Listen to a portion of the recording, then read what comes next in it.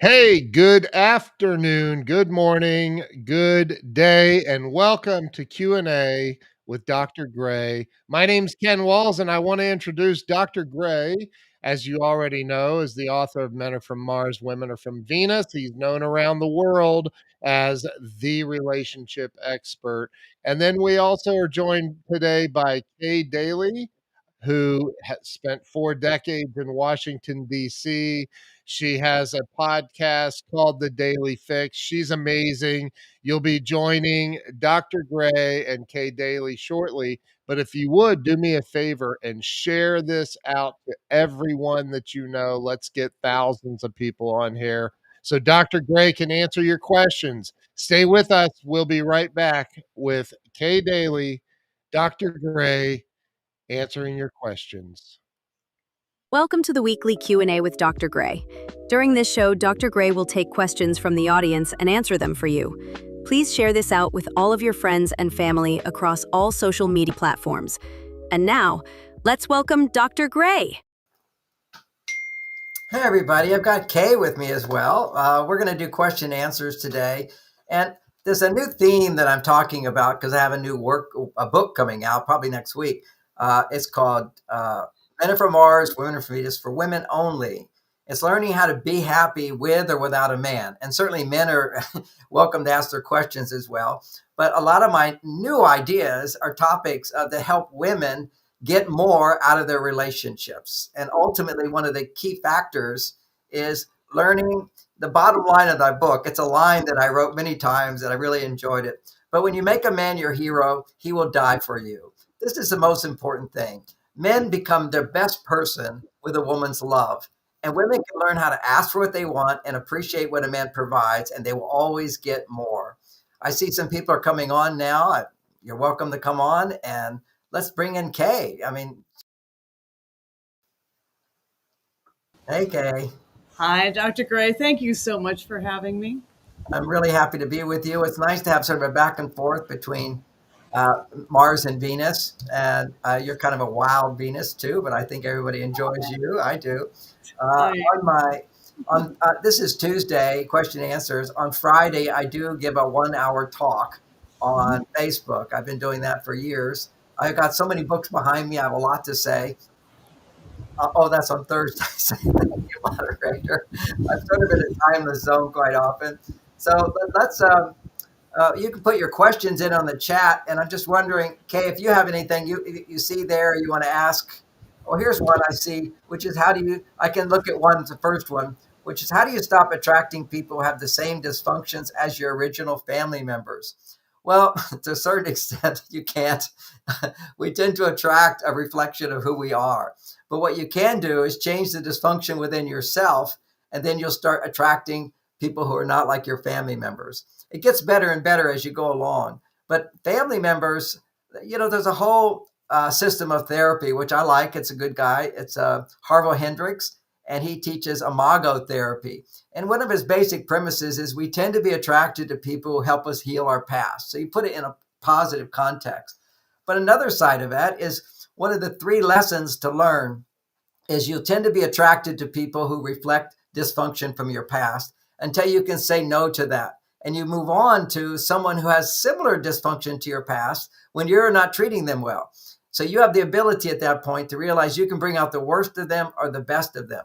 And then you have it evolves into another level of the relationship or of a new relationship where you're imagining, you find out that at times you're overreacting to them as if they're your dysfunctional family, and yet they're really not. And it's just you're imagining it to be the worst. And I'll give you an example of that, which is a lot of Men Are From Mars ideas are based upon so many times we imagine things are worse than they are. The whole idea of the cave, men going to the cave, many women will interpret that to mean my husband doesn't love me. But Kay will tell you that her husband's at a cave a lot with doing his work and taking his time. And she appreciates what a hard worker is. She admires what he does. So why don't you chime in here, Kay? It's true. My husband works 110 hours a week. He misses a lot of things, but why would I complain when he's providing for the family? To me, I think a lot of women, and you can tell me if I'm wrong, Dr. Gray, but I think that women tend to believe that their power lies where they can admonish their husbands. They meet them at the door with nagging. It's a vicious cycle, and no man wants to be met with that. Absolutely. I'm doing something here, Kay, I've never done before, which is I'm trying to listen to what you said, and I'm also trying to do some of the questions, and my mind can't do it. I can look at the questions for you if that's helpful. That's very helpful, but I literally can't do it. I'm trying to hear you, and I couldn't do that, which brings up a humorous thing about men, which is we do tend to hyper focus. There's no doubt about it. And so if you want a man to listen to you, women, the key there is to have him hyper focus on you by telling him, you don't have to solve anything or give me any advice. If you just want attention and you want to talk about your day, which I recommend at least 10 minutes a day, share what happened that day, particularly for you, Kay. If your husband's busy all day, have him tell you some of the things that are going on so you feel more connected to him and so forth. But during that 10 minutes, you have to just say, I'm not looking for any advice. You just have to look at me. And then he's doing one thing at a time. Because if I'm listening to my wife talk about problems, I immediately will shift to my other focus, which is how do I help her to solve that problem or comment on it or give a response. But if I can just listen, then I can actually do something unique biologically, which is that my mirror neurons turn on. Mirror neurons allow you to feel what somebody's feeling.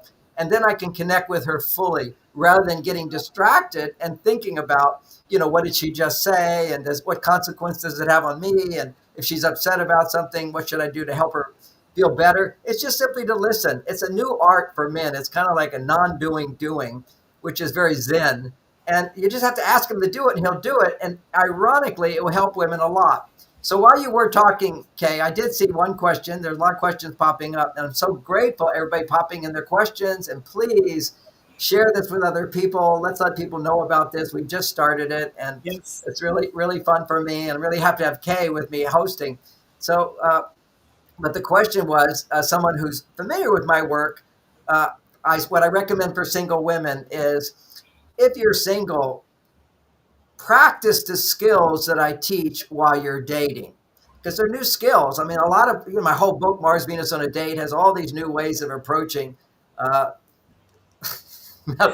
Most of my life is a vicious cycle. Thanks, Drax. Okay, Drax, humor.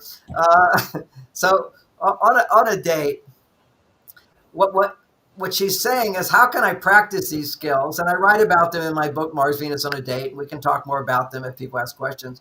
But she's just saying, okay, you say to practice these new insights on a date, but how can you do that if you're not going to have sex with him?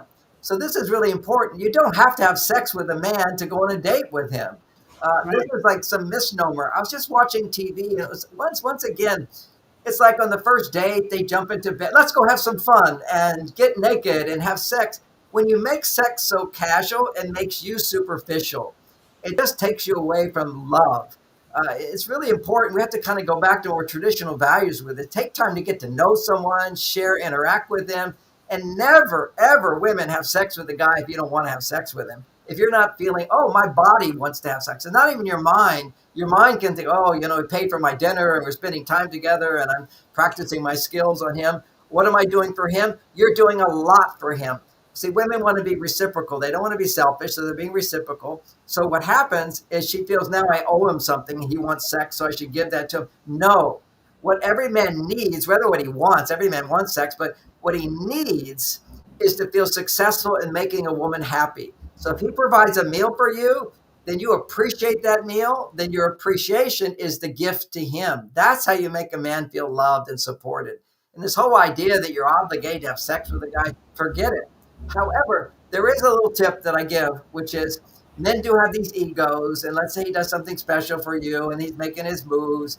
Maybe you've already been dating several times and now you're kissing and touching a bit. Then he, of course, will negotiate to go all the way. Then you just say, oh, I'd love to. Every cell in my body would love to. I just like to go slow. And then he'll negotiate a little bit more. And you say, yeah, I would love to. And I just need to go slow. How? Well, when? We'll see. But I know when it happens, it's going to be great. Because when you have that approach, his ego becomes satisfied. Because 90% of his ego just wants to feel like the woman wants him, as opposed to actually has sex. So these are little subtleties. Well, Dr. Gray, isn't it true that men still have that hunter-gatherer sort of side to them, and you want to be just a little bit unavailable, just a little bit. It's not a game. It literally doesn't it play into who they are Well, in whether it's a man or a woman, we always want more what we can't have. Okay, Right. so that's the reality. That's nothing to do with hunter gatherer. That's everything, which is you always want more what you can't have. But again, that's kind of a playing a game, and some people play that game. Basically say be authentic. The truth is, women are designed differently from men. Men are designed from the waist up, and women are designed from the brain down. This is real reality in terms of our hormones and everything, which is men get turned on and just one part of their body is excited. Their heart's not there, their brain's not there. And for women, they typically, if they, like you were saying, Kay, earlier, you were telling that you're turned on by an intelligent, smart man, right? Yeah. So that turns you on. You have a conversation. You find this person is someone I can admire. I like the way he thinks. That then starts to open your heart. You start to appreciate him. You start to enjoy him. Also, if he does nice things for you, provide something for you, that makes you feel special. Then it goes down to below the waist, and then you get turned on. That's the normal process for women. But when women feel very insecure, often they have daddy issues, daddy wasn't there, whatever, they will be turned on right away to the wrong man. This is a thing that happens over and over where women will, they'll go have sex with a guy, he'll never call her back. He's not available to her. And then you can look at it even further. There's women that get really turned on by a dangerous, dysfunctional man. I mean, your friends are going, Bad boy. what bad boy, the bad boy. Well, it's a biological phenomena when you have low self-esteem. When you have low self-esteem, what will happen is your estrogen levels as a woman will be very low. Now, women get turned on when their estrogen levels go really high. That's a natural thing. Like at the time of ovulation is a natural time where women will feel more sexually attracted to their partner or to men. Right. Their estrogen levels naturally double. And at that time, when they double, her testosterone comes up, which gives her the desire to have sex. So that's the desire side of it, the male side of her, so to speak. Testosterone is her male side, estrogen is her female side. But when somebody's dangerous, what happens is danger will cause, when she's afraid, her estrogen levels are low. And so what she has to do is protect herself. And if somebody's a dangerous person, how do you protect yourself from him? If you're a woman, please him. That's a stress response. You want to give him what he wants. If somebody comes into your house, well, let me give you some cookies, let me make things nice for you.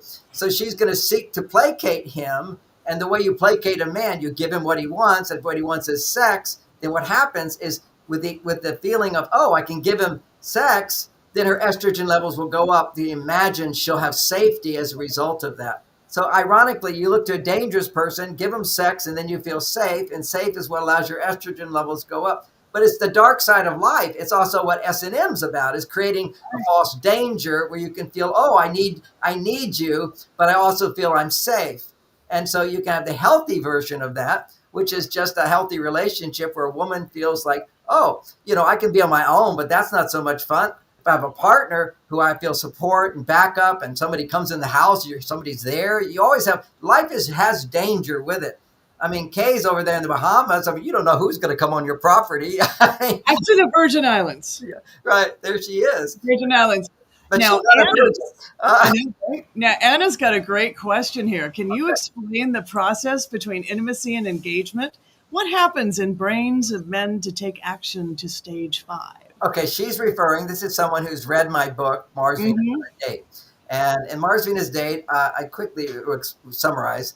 You first start in an attraction stage. Then always when you get attracted, there's all the turn on and everything. And then you'll go through a second stage generally where you'll start to feel like maybe this is the one. But that's a big risk. And so people will back up at that time. Women will tend to feel insecure. Men will tend to withdraw, to think, well, is this really what I want? It's kind of like if you buy a house. Before you buy it, you kind of think, okay, let me hire somebody to see if this house has got problems. Okay, so what happens is you get all excited, then you pull away, the man pulls away, and the woman starts feeling anxious, like, does he love me? We need to talk about the relationship. Where are we going? And what I suggest at that time is this is a time to take your space for her to not feel anxious by looking at other things in her life that make her happy, so she's not sort of running after him. and he has a chance to experience life without her and then desire her again. And if I have more time on that, I will explain all the hormones that go on. They all change at every stage. Then you get to the stage of commitment. And one of the big challenges there is men become lazy. It's kind of like, I climbed the mountain, I can retire now. I don't have to do anything. He'll do less and she'll do more, trying to get him to do more. And whenever you give more to a man, he will give you less. And so that's a big theme in my new book, which is how to be happy with or without a man. One of the ways women unknowingly sabotage their relationships is they give more than they're receiving. There has to be a balance there. Otherwise, you will tend to feel resentful for your partner, and then he gives you less. So then you get to the stage of deep intimacy where you're getting to know each other. You've had a few arguments, resolved them. You had different differences. You also begin to feel deep, deep love for your partner. So that's what she's talking about. And then how do you get to stage 5, which is how do you get him to propose to you?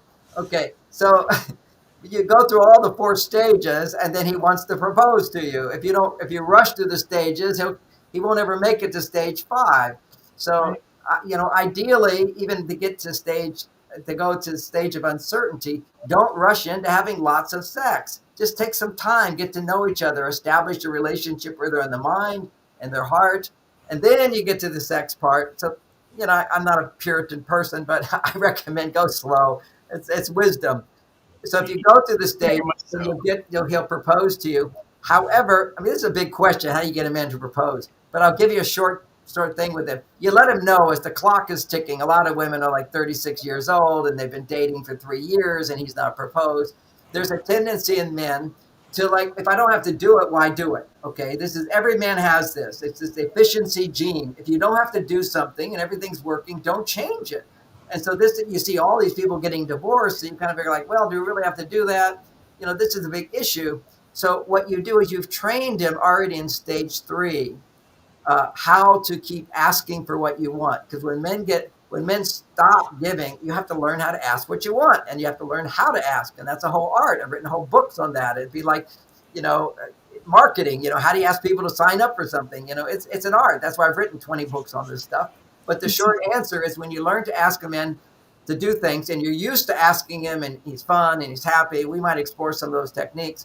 Then what you do is you say to him, now I know men and everything is wonderful, so why change it? But as a woman, I start to feel my future. I'm always thinking about the future and whatever, and I want to have babies. And so, I don't want to say you should propose to me because it's not romantic. It would be romantic if you proposed to me, but I just want you to know that the longer this goes, I start to feel anxious inside. And I know you don't want that to happen. And then drop it. And then have that question again, and then drop it. And then have that question again. But you have to gently persist without demanding. If you demand, it's kind of like, it's not going to work. It doesn't have that romantic feeling to it. But you have to, this is always with men, you create the problem and then he solves it, as opposed to telling him what to do. It's a subtle thing. Exactly. Now, you had Ken, you had another question up I thought that was really great. And I can't pronounce the name. Laika? Okay. I apologize for butchering your name. Question for John: how should you deal with the trauma from having a very angry father in your childhood?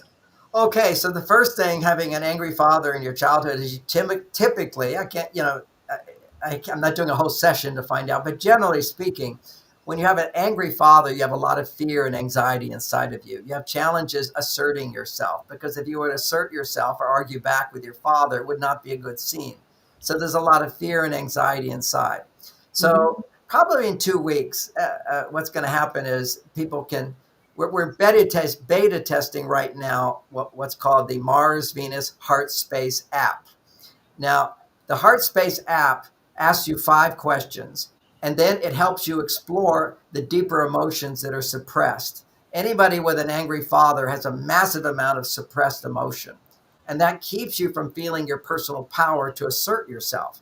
It's simply that fear will overcome your life. There'll be anxiety. And there's a specific technique in there. What the app does is it leads you through what you're feeling, then has you express with the safety of nobody's going to hear this. You're doing it privately on the app.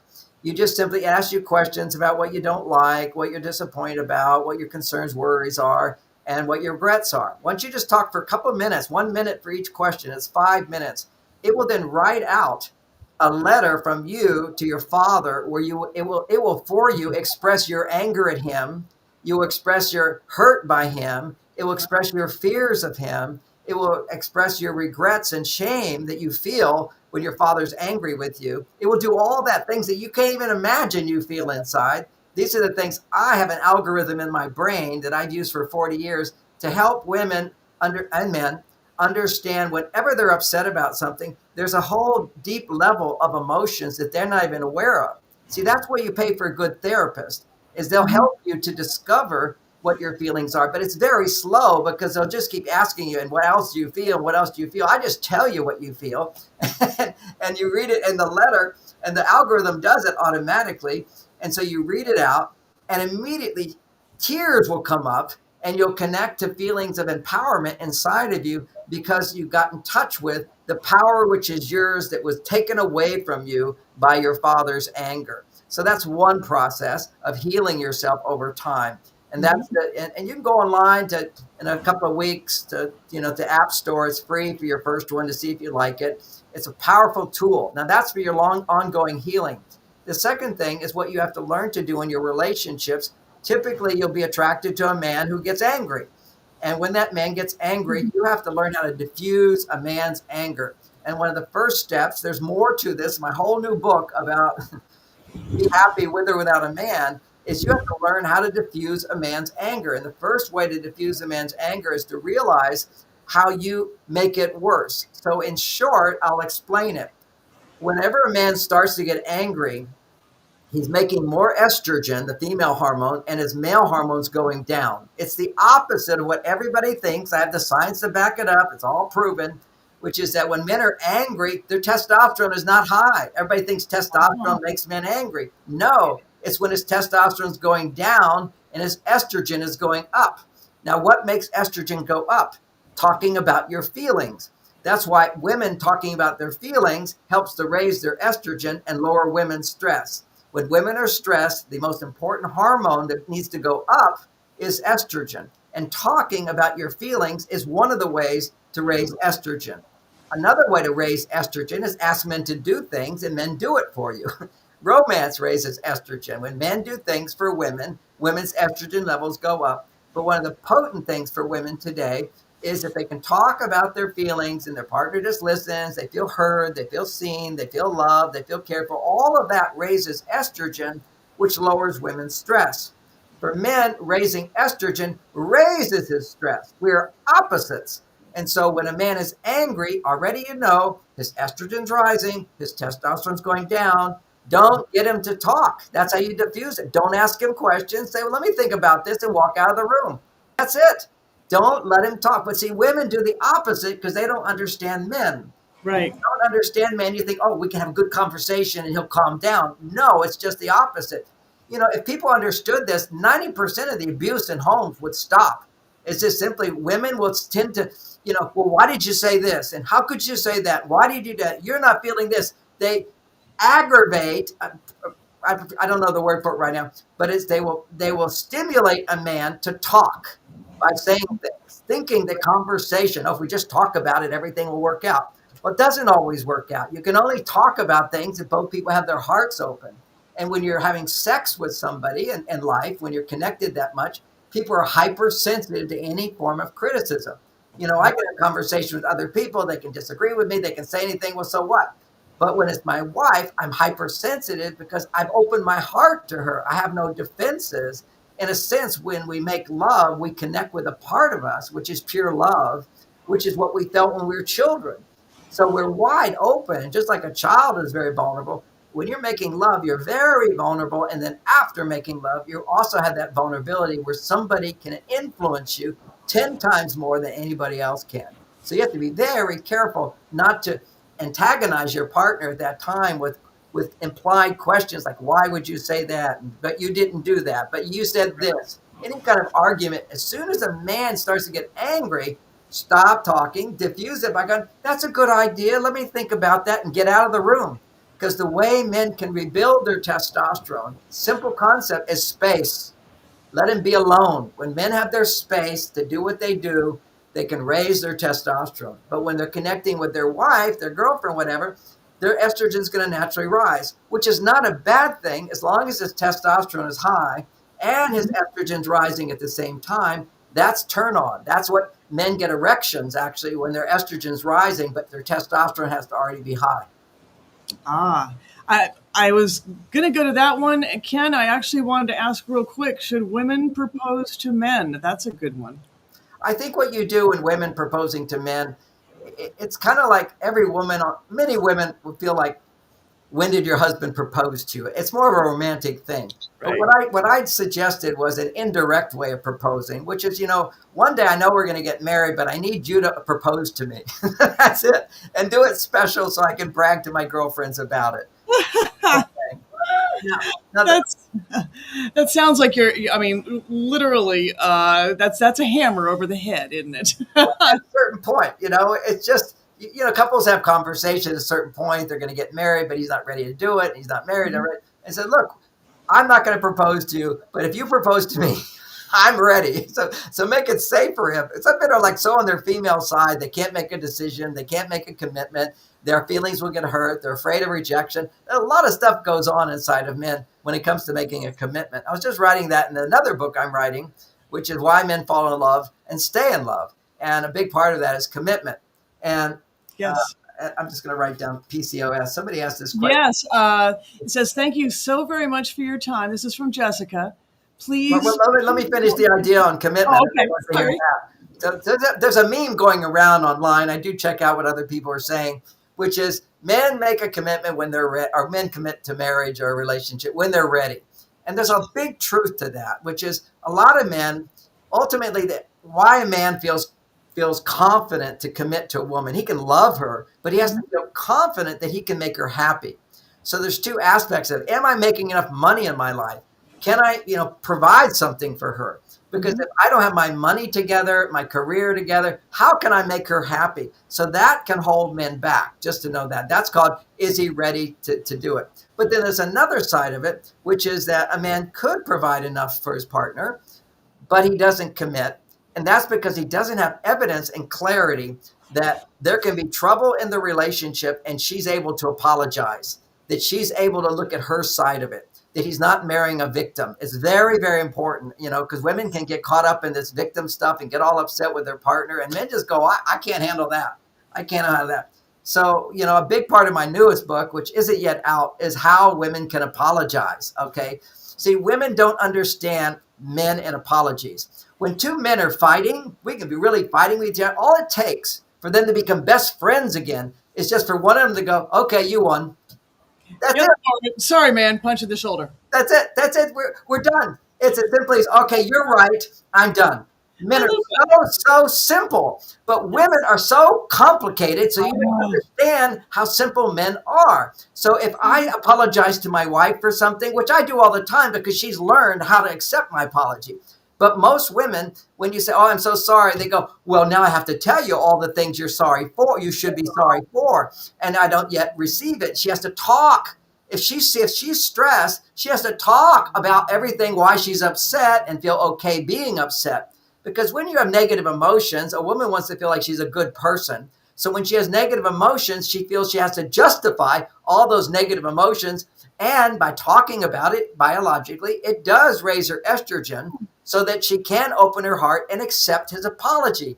So it's a big deal for men. That's why men stop apologizing, is you want to apologize when you feel somebody's going to go, okay, it's all right. No problem. Okay. I forgive you. No big deal. That's what men are looking for. We will do that for you so quickly, so simply, if you learn to briefly, no big deal, not a big talk, which is the other day I was so demanding. I was in a bad mood and it wasn't your fault. You deserve better. I'm sorry. That's it. Simple. And then walk out of the room.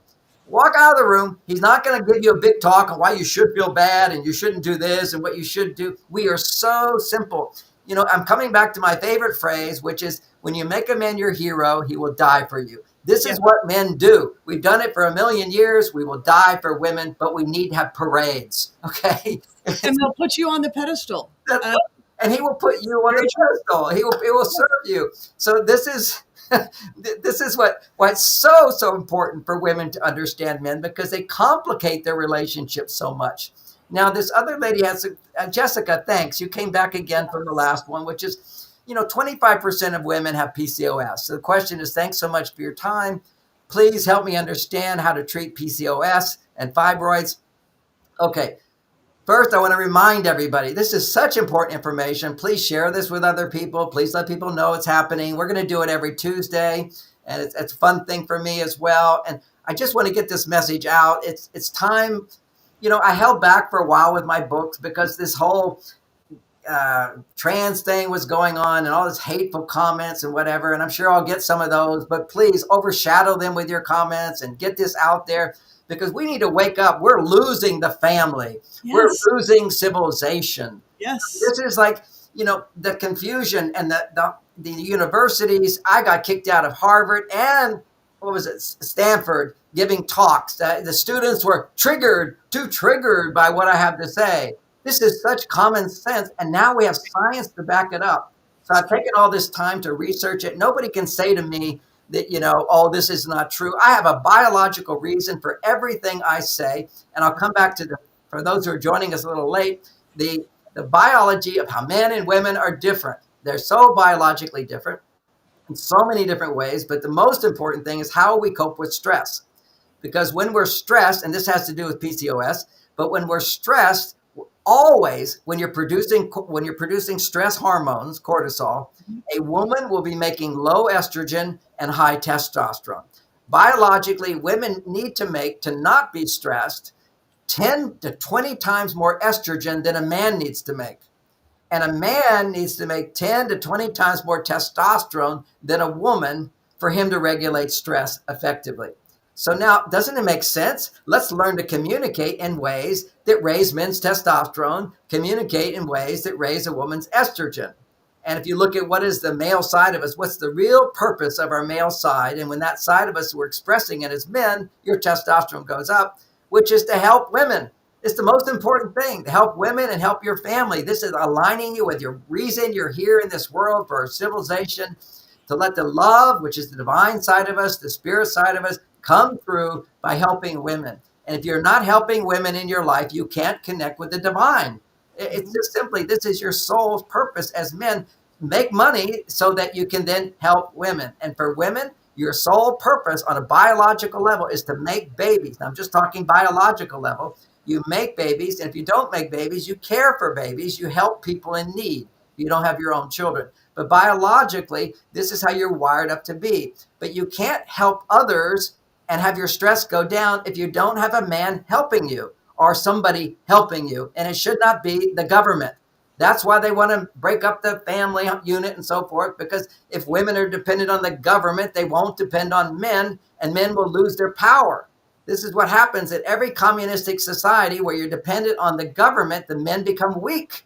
And how do you take over a civilization and control everybody? Making the men weak. And the women then become dependent on the handouts from the government. So this is a big problem. And it's the only way we solve it is understanding how men and women are different, so we can restore the connection and the magnetic attraction. You see, I can't live without sex, okay? I'm 74 years old. I have more sex than I had when I was younger because I have more time. Testosterone. You give me hope. Was that? Yes. Testosterone doesn't have to go down in men. My testosterone at 74 is 50% higher than when I was a young man. It's understanding how these hormones work, understanding how a good relationship can stimulate high testosterone in men for a lifetime and high estrogen in women. And I'll take it a step further, although I have to come back to PCOS, which is as women go through menopause, they start making estradiol, which has all kinds of aging effects on her. They make instead estrone. If you follow the advice that I give of how to communicate, how to make love, how to communicate with your partner, what can happen is you'll go back and you'll start making estradiol again. Your body will make that hormone that takes away wrinkles, that keeps your skin smooth, makes your bones strong, keeps your brain calm. Estradiol is the young hormone. As women go through menopause, your body starts making estrone. They call it weak estrogen because it doesn't have all the benefits of estradiol, and it makes you feel like I don't need anybody. But if you start feeling your need for a man, your need for romance, your need to communicate, your need for, depending on your partner, when you start to feel those emotions, your body will then make more estradiol, and it will certainly make your sex life better as well. But also, you'll be happier, you'll be healthier, you live longer. So, this is a gift that we can have with this knowledge of healthy relationships. But in today's world, the challenge is, for example, the question that came up with PCOS. So people who don't know what PCOS, 25% of women suffer from this. It's not a good thing. There's a lot of bad symptoms that come from it. Now, if you look at what's happening, it means that her body is not making progesterone as much as it should. Right. So when a woman cycles, she goes from her period to ovulating. During that time, her estrogen levels have to go from 10 times more than a man to 20 times more than a man. And her body will naturally do that unless she doesn't have any support in her life. If she's stressed, then she can't ovulate. So having relationships ensures that she goes and doubles her estrogen so her body can do what it's designed to do. If she doesn't get impregnated, that's okay. She doesn't have to. But then what happens is her estrogen levels drop. And so they drop a little bit. She still needs love and support. When a woman feels I need love and support and she's getting it, her estrogen goes up. And of course, her stress is low. So her estrogen levels will drop. She doesn't need a man as much at that point. What she needs is more progesterone. So this is a condition which is called estrogen dominance, making it sound like estrogen's a bad thing. No, estrogen's a good thing, but progesterone has to be more than estrogen. Now, what makes progesterone is testosterone. So if you're making too much testosterone, you don't make enough progesterone. I'll say that again. If you're making too much testosterone, that's your male side. That's where you're feeling, I have to make money, I have to achieve everything, I have goals, and I'm feeling stressed because of it, because your testosterone goes up if you're a woman when you're stressed. So when working causes stress, your testosterone goes up and your progesterone goes down. So what is it that produces progesterone? That's very important. What produces estrogen is where you feel I have support in my life and I'm getting support. Your body makes a hormone called oxytocin, which makes you want to reach out to get support. And when you receive that support, your stress goes down. It's a two-way punch, so to speak. Most people just think, oh, oxytocin lowers stress in a woman's body. It doesn't. If a woman reaches out to get love and support and it doesn't come, then oxytocin doesn't lower her stress. Oxytocin only lowers her stress when it works together with estrogen. The flip side of that is progesterone gets produced, and progesterone itself will lower stress when it's dominating more than estrogen. So you need to make more progesterone, and progesterone gets produced in two different ways for women.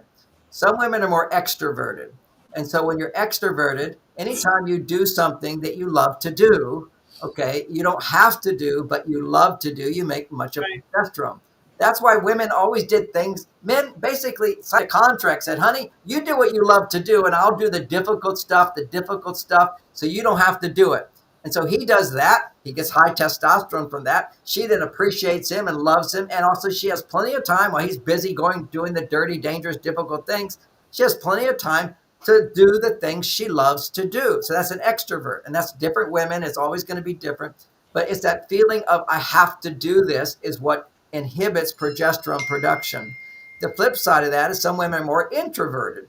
And so that's where she's going to do things for herself that she doesn't have to do for other people. So it's, again, getting rid of this feeling of I have to do. And some women just are both. They're introvert and extrovert. So you're just taking away the equation of taking out obligation in your life. Anything you do that's out of obligation is going to inhibit progesterone production. So that's a well-rounded life when you can have things you don't have to do, you enjoy doing, you got a man who's going to be there for you, and you've got a job, and you're working at your job, and you're also making money, or you choose to do a job where you're just helping people because you have plenty of money. That's going to be a well-rounded hormonal balance. And at marsvenus.com, we do have a course, a 6-week course that explains in great detail with exercises and quizzes and the whole thing and videos, over 30, I think it's 30 videos, explaining how to balance those 3 areas of your life called me time, you time, and we time. So that's extra. It's hard to get all this information out. This information is like so missing in the world today because we changed the world. And now not only do we change it, we inverted it. Everything which is true is inverted. Inversion happens when people disconnect from spirit. It's just everything changes. The government says we're going to clean the air, and they're going to make the air dirtier. They're going to clean the water, and it's dirtier. We're going to save your taxes. They're going to raise your taxes. Everything is the opposite to a great extent today, and so are negative emotions. Negative emotions are just the opposite of positive emotions. So fibroids is another issue, which is you want to look at. I'm not up on that right now. I used to recommend, but there's plenty of websites that give you supplements that will help you with fibroids, and they work. So while you're doing the right behavior, once the trauma that in your spirit self, your mind self, your emotional self is not dealt with, it goes into the body, and that's what all sickness and disease is. It's chronic stress means we're not connecting with the love in our heart and whatever. That stress then goes into the body, and we end up having physical conditions. And so you have to look at the biological side of things as well. We have amazing nutrition. Do some Google searches and whatever, and look at the testimonials. But I've seen these different products, programs to get rid of fibroids, and they're all natural and they work. So that sounds so much better than doing a DNC and literally having to go through the surgery and all that. It was awful. No, you don't have that. I've seen it happen. I just don't have on the top of my brain. I haven't been up on that lately. I am going to write a book for women over 40, and in that I'm going to talk about all the supplements and everything that you need. But I will mention one thing, which is very important to manage stress effectively, and that is protein shakes that convert into what do they call it? Peptides. Now, you can buy all these fancy peptides for thousands of dollars. When I had Parkinson's disease, I got peptide treatment, IV treatments of peptides. And for 3 months, it cured my Parkinson's. And I went back and did it again. They said it usually lasts about 3 months. And so what I then did is I realized, how do I make peptides cheap? And I figured it out. What you do is you get high quality protein, you put enzymes into that protein, and you sit it in warm water for 101 degree water, 105 in that range. And the warmth of their body, it's the body temperature, a little bit warmer, that will activate the enzymes to begin digesting the proteins and convert them into peptides. And so that's a product. If people are interested in that, they can they can text Ellen at that number, and she'll be happy to explain the process to them. But this is a highly effective product for everybody, because when I reversed my Parkinson's, and it wasn't fully advanced, so I can't say everybody's going to get full benefit. It will certainly halt it. But according to different doctors, because this is on PubMed, the solution. I mean, if you go under Dr. Hinz, Hinz, Parkinson's, you'll see the protocol there. Mine was all natural. He's using supplements, which are still not fully natural. Somebody put it all together in a laboratory. I'm just talking about real food that you take, proteins with enzymes, sit it in the warm water, and boom, that along with another mineral supplement, which is very important, called lithium orotate. And it's getting huge news today. I've been promoting it and selling it at my website for 25 years. And finally, now Harvard University has done a 10-year study on lithium orotate. Anybody who's into natural healthy aging and everything has now learned, and they're all taking. We've sold out. We just got it back in the store at marsvenus.com. It was out for 3 weeks because everybody wanted it, because the study came out and said that lithium orotate there's lots of lithium products, but it's the only one that will treat Alzheimer's, and it's being recommended as Alzheimer's prevention. And just keep this in mind, that anybody who gets to 80 years old, half of the people that get to 80 have Alzheimer's. This is a serious problem today. And the reason what it is what lithium does is it balances dopamine and serotonin function in your brain. The shake, the protein, provides the peptides to make dopamine, to make serotonin, and the lithium helps balance the production of these brain chemicals in your brain. And when that gets balanced, that helps to balance your estrogen and testosterone level on the hormonal level. So this is my life's work is to figure out this simple solution. If people make the right choices in their life, then they have the right biology support to get rid of a lot of anxiety and depression and sleeplessness, all those things when your brain is working great. And your brain should just work better and better as you get older. And what lithium has done is shown you're not going to get Alzheimer's according to what they're saying. I'm not a medical doctor. I'm not giving medical advice. This is for your information only and hopefully your entertainment as well. But the lithium orotate helps all people who have ADD symptoms. Now, what I am analyzing people is that this hyper focus that men get in. Now I get into hyper focus, but I can shift just like that. I can go to something else. Squirrel. What happens if you have ADD and you're a male, everything is boring unless something's super stimulating. So like you're playing a video game, or you need porn to be alive or whatever. You don't need that. Life is so stimulating. If you have healthy dopamine function, what any addiction is where you're dependent on high stimulation and then you crash. And now you need high stimulation and you crash. Just like eating an Oreo cookie, you get a burst of dopamine, sugar goes up, it goes down. Now I got to have another cookie. So normal life is no longer fulfilling for us. And now we have all these symptoms of inhibited dopamine function. For women, ADD looks more like, and I've written a whole book over there, which is called Staying Focused in a Hyper World, a whole book on ADD, natural solutions, not these drug solutions. Wow. And, a lot of people say ADD doesn't exist, meaning what they, that what it does. People, yeah, of course it does. It's a huge thing today. Addiction, hyperstimulation, all this. And it's harder to diagnose in women, isn't it? Well, I'm about to get to that. But the first thing when is many people say, oh, ADD doesn't exist, meaning you don't need to take drugs. Right.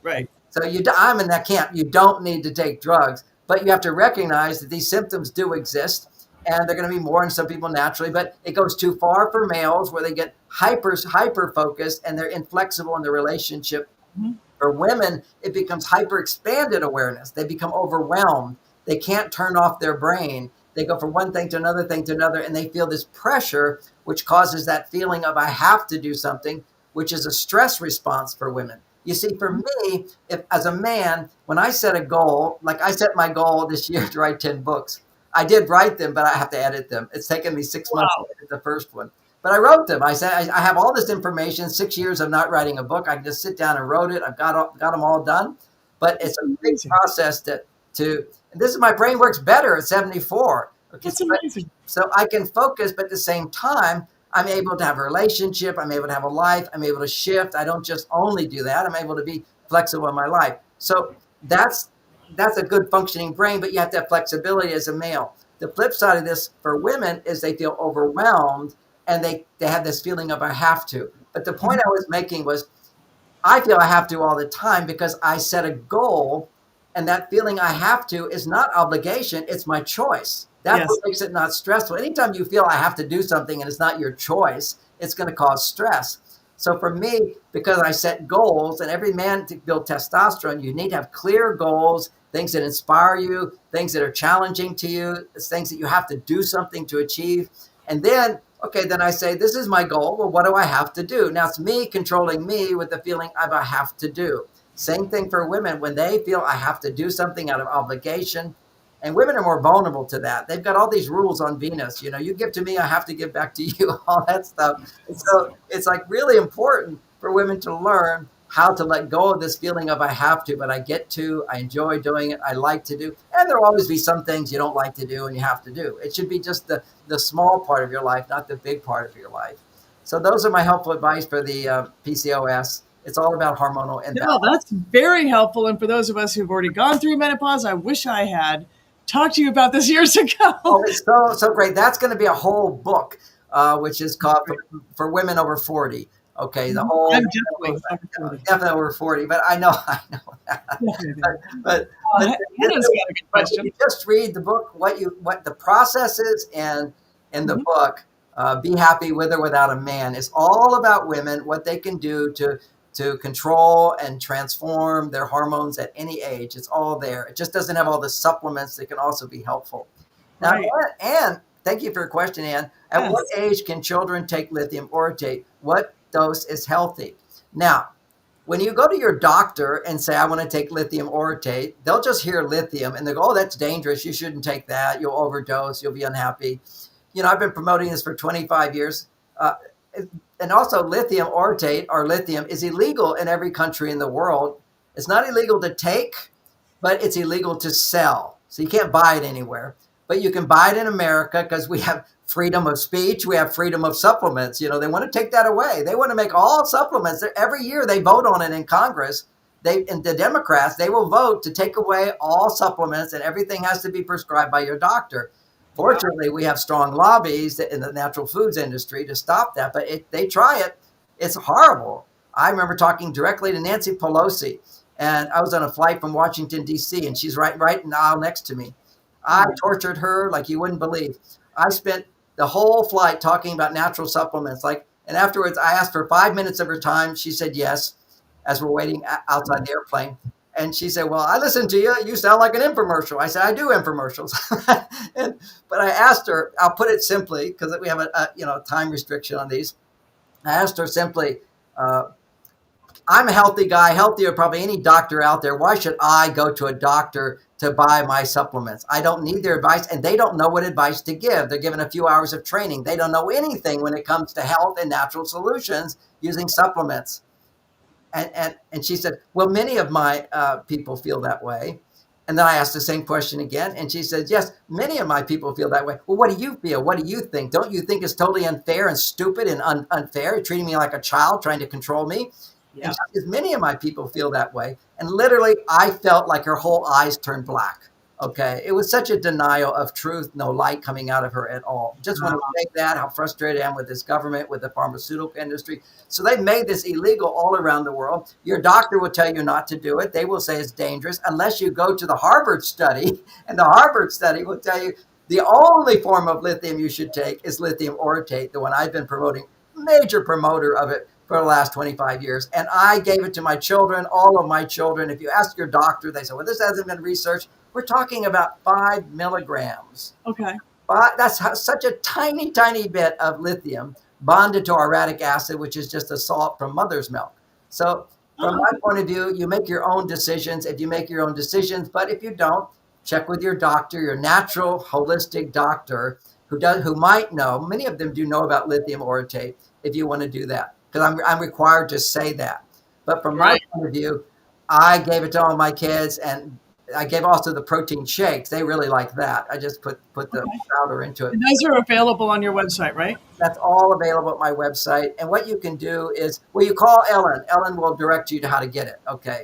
The minerals are directly at the website. The proteins are somewhere else. So but when it comes to taking lithium orotate, all you need is take 2 little capsules a day, and you give a child 1. That's all. Just cut the dose in half. It's just such minor doses. And people will say, oh, if you do too much, it will get too much in your bloodstream. You have to measure your bloodstream. You could take a whole bottle of my lithium orotate, and it wouldn't even show up in your bloodstream. Wow. At one point, That's amazing.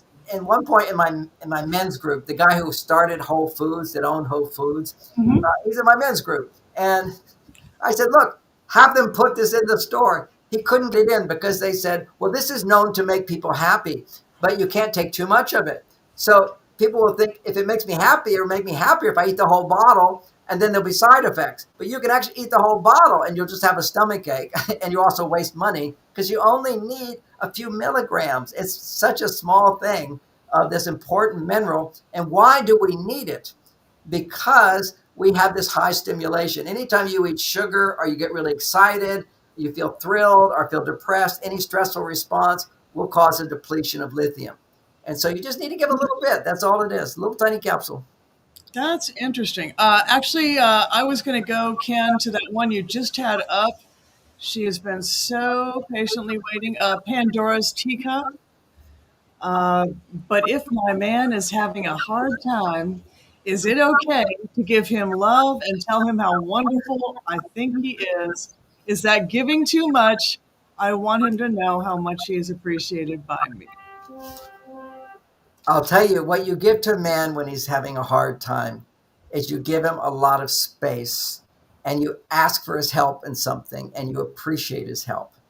Anytime you're happy and you're grateful for the life he's providing for you, his testosterone goes up. So what you're doing anytime you can get something or acknowledge something a man has done for you, you're responding to what he's given to you. And when your response to what he's given to you already, or because he responds to something you've asked for, that your response is what raises his testosterone. When you just say to a man, he's sitting on the couch doing nothing, you say, oh, honey, I love you so much, that's not going to raise his testosterone. Maybe a little bit. But it's appreciating the life he provides for you, appreciating your life. I mean, one time I was really stressed and depressed. USA Today, all the big magazines, no print magazine has ever written a positive review on me. I When know Minna that. Mars for 6 years was #1 on the New York Times list, not 1 week, not 6 years, or 5.5 years, #1. Now, I never got a positive print review, and they didn't even put me on their book review. Everybody ignored me. The print was completely against it. Fortunately, there was the TV shows, and then eventually they canceled me. But the print interviews were always negative. And one time I had this terrible lying negative articles. I was really depressed because one of the kids had brought it to the school and everybody made fun of my daughter, and I was pissed about that, and I was really mad. So I'm sitting in my cave being really mad and grumpy. And my wife, understanding this, she went shopping and she bought some new clothes, and she came back with a big smile and said, "Look what you bought me today." And that made my mood better. It's simply whenever a man sees his wife is happy and appreciating him, and also asking for help. "Hey, would you help me with this?" So he's over there in his depressed mood. He's passive. He's in his cave. Maybe he's just watching TV. You nicely say to him, "Hey, honey, when you have a chance, would you help me with this?" And then he does something little for you. You just say, "It will only take 5 minutes." And when he does it, it moves him out of himself into you, into your love, which then comes back on him.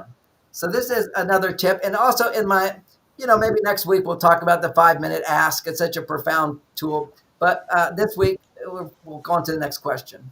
I love that. Let's see. How about we go to the one you had up before? There we go. How do you heal from abandonment issues of a dysfunctional family with a loving partner? Okay, so I assume it's hi, Felzer and Felzer1. Thank you for joining us. And I'm assuming it's a woman. Okay, it would be different. It's a man. But for a woman, it will generally show up as anxious attachment. So anxious attachment is when a man naturally pulls away. See, the way men are designed, and the psychologists will call this avoidant attachment, like it's a problem. And it can be a problem if it's too much. Everything, too much of a good thing is a bad thing, right? That's a universal truth. So every man has within him this need to balance his testosterone. When his testosterone goes up through his work, it will go down and he goes to his cave. Now his testosterone comes back up and he seeks balance by connecting with his wife and children. So that will raise his estrogen. So he feels more whole. So it's a cycle. And then when his estrogen goes up, then he needs to pull away again. So we can't stay in the estrogen land too long because it will lower our testosterone. So when a man gets close to you, then he pulls away, you're going to be anxious and you'll become needy and you'll become upset with him. You'll complain to him. You'll say things when you're in this needy place. "I feel hurt." Never, ever speak those words to a man. See, this is psychology. They're misleading people. If you take psychology, how to communication classes, "I feel hurt when you say this." Anytime you say to a man he hurt you, are you kidding? In a man's world, hurt means you've hurt somebody. I mean, you've just made him into the worst person in the world. He wants to be your hero. You've just taken away his job. You just buried him. He'll just literally shut down. He only can become defensive and explain to you, "No, I didn't hurt you," or "Why would you think that?" Or he can't react in a loving way if you say, "I feel hurt." And yet all these women think, "Oh, I'm just being vulnerable." Vulnerability is when you're appreciating someone, when you're asking for help, when you're trusting someone, you're getting naked, you're open, you're tender, or you're complaining about things that don't have to do with him. Okay, don't ever complain about him. He'll die for you if you don't do that. You'll bring out the best in him. It's such an amazing thing. Now, well, what if I need him to change or do something different? You ask. You don't have to criticize. You don't have to justify your complaints with criticism or with comparing him and judging him. That's your personal inner demons, so to speak. And so what you have to do is when your man pulls away, this is attachment. If you have anxious attachment, when he pulls away, you go, "Oh, this is a time for me to heal my emotions inside," because you will feel afraid. And I talked about this earlier today by using the Mars Venus Heart Space app. You let it write the feeling letter for you until you learn how to do it, or you can just let it do it for you every time. But every time you have anxious fear, the fear, he pulls away, and now you feel abandoned, you feel sad, you feel hurt, you feel afraid. You let yourself express those in a letter. The app will do it for you. It knows what you're feeling because I've told it. Whenever somebody feels this, they feel this, this, and this, and they feel why. It's amazing. I spent 40 years developing this algorithm, and it's amazing. It's finally coming out, and I love it, and people are loving it. because this process is, if you write out your feelings and follow the guidelines, it will work, but most people don't want to do it. They don't want to feel their pain. They want to run away from their pain. Our whole world is running away from what's really going on inside of us. So the app will do it for you. You just have to read what it says, and it will describe you're afraid, you're also feeling hurt, you're also feeling sad, you're also feeling anger. And when the anger is written out in front of you, a part of you goes, yeah, I am angry. He pulled away. He's ignoring me. He's not there for me. He's not supporting me. And then it will say, and I'm sorry, I'm being so angry with you. I'm sorry, I'm not trusting you. It will also allow you to apologize. Apology is the magic. Women have so much I'm going to try to say it, is when they always blame men, they don't see their side of it. And I call that feminine arrogance. It's just being arrogant, like I'm superior, I'm the good one. It's like I'm a victim and then suddenly I'm the good one. Anytime you're feeling like I'm a victim, you're rejecting a man. You're not trusting a man. You're not accepting a man. You're not appreciating a man. I'll tell you a sweet story, which is one of my relatives. I have family and various people. One of my relatives was a younger woman. She was feeling hurt that I didn't acknowledge her on her birthday. Okay, like I can remember everybody's birthdays. And she talked to my daughter, and my daughter said, he loves you. I mean, he doesn't remember birthdays, and you can feel hurt, or you can appreciate what an amazing man he is and all that he's done for you your whole life. Yeah. It's your choice. You see, this is how you have to look at this stuff. But I also know that when you're feeling hurt, you have to write it out, or you have to express it, but not to the person who hurt you. And if you do, it doesn't go away. It doesn't go away because what you're doing is using negativity to get what you want. And then your brain's going to go, oh, every time we're not getting what we want, we should feel negative. We have to retrain our brain in these pathways that always get upset about things to not get upset about things. And that's called resilience. It's not like you disconnect from negative emotions. You just connect more to your positive emotions. Wow. Well, I think we've done our hour here. It went by so fast, Dr. Gray. I've taken notes. I've learned so much. Well, thank you, Kay, and thank you all for your questions. And please let other people know about this. It's time for this knowledge to come out. The world really needs it at this time. It's fun knowledge. It gives us hope. It gives us support. I wonder if the app could help so emotionally reactive, explosive, which is destructive. Yes, that's the point of it. When you want to react and be explosive, where do you explode? You have to go pay a therapist to do it? What do you do? Just go to another room, turn on the app. It will ask you 5 questions, 1 minute for each. And then it will write out this whole letter saying everything you want to say to your partner, and it's done. Your brain goes, oh, I got that out. And nobody gets reactive back. Because normally if you get upset with your partner, they're going to be upset with you. And now you're stuck at that level. It's like an emotional map. It's a matrix that I've created to help. The computer will know what's going on inside of you, write it out. And it does other things too. It analyzes your feelings. It tells you what patterns you have. It gives you reassuring advice. It also writes a poem for you and tells a story of your life. It does all this stuff. That's a very involved app. Now, you can get all this at marsvenus.com, right? Yeah, they can go to Mars Venus. Well, actually, you go to your app store for it right now. That's where, and it will be there in a couple of weeks. It's not there today. Oh, I'm looking forward to your new book coming out, and I'd like an autographed copy. That's for sure, Kay. No question about it. No question about it. So let's thank everybody for joining us, and we'll begin to say goodbye. Thank you, Kay, and thanks everybody for listening today. We'll see you next Tuesday or on Thursday at Facebook or here. We'll be also on X and all the other platforms live at 10 o'clock California time, Pacific Standard Time. So that's not real time. Okay, East Coast time is a real time.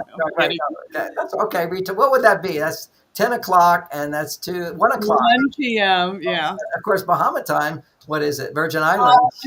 I'm on Atlantic Standard Time here in the Virgin Islands, so I will be going to 1 hour ahead of East Coast time in the next 10 days or so. Very cool. Very cool. Hey, Ken, can you sign us out here? Okay, here we go. Okay, bye-bye. Bye-bye. Thank you for watching Q&A with Dr. Gray. Please share this out with all of your friends and family across all social media platforms. And be sure to tune in every Tuesday at 11 a.m. PST and 2 p.m. EST.